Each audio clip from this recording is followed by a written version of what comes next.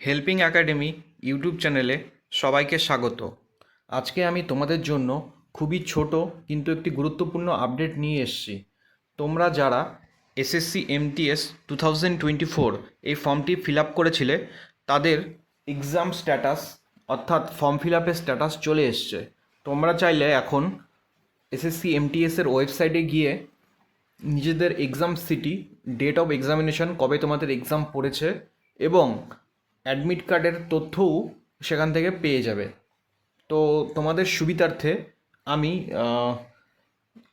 এই exam city দেখার যে লিঙ্কটি আছে, এটি আমি কমেন্ট বক্সে পিন কমেন্টে দিয়ে দেবো। এবং তাছাড়াও তোমরা আমার টেলিগ্রাম চ্যানেল ফলো করতে পারো। টেলিগ্রাম চ্যানেলের লিঙ্কও আমি দিয়ে দেবো। সেখানে তোমরা এই সমস্ত আপডেটগুলো তোমরা পেয়ে যাবে। চাকরি সংক্রান্ত, গভর্নমেন্ট এবং সেন্ট্রাল গভর্নমেন্ট, স্টেট গভর্নমেন্ট সমস্ত চাকরিরই আপডেটস পেয়ে যাবে। তো তোমরা পিন কমেন্টে যে লিঙ্কটি আছে সেই লিঙ্কটিতে তোমরা ক্লিক করবে গুগল ক্রোমে গিয়ে, বা গুগল ক্রোমে গিয়ে সেই লিঙ্কটি কপি করে নিয়ে পেস্ট করবে। তাহলে এই রকম একটি পেজ তোমাদের এখানে ওপেন হবে। ঠিক আছে, এইরকম একটি পেজ তোমাদের এখানে ওপেন হবে। তো এই পেজটি থেকে তোমরা তোমাদের প্রয়োজনীয় ইনপুটগুলো দিয়ে নিজেদের এক্সাম স্ট্যাটাস তোমরা চেক করতে পারো।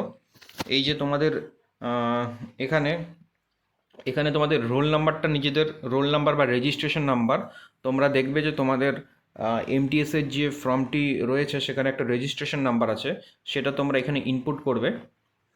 এবং তাছাড়া ইনপুট করার পরে এখানে সাম অফ দেখবে দেওয়া আছে, এখানে ক্যাপচা, এটা তোমাদের 9+6 কত হয় সেটা এখানে তোমরা সেটা দিয়ে নেক্সট যদি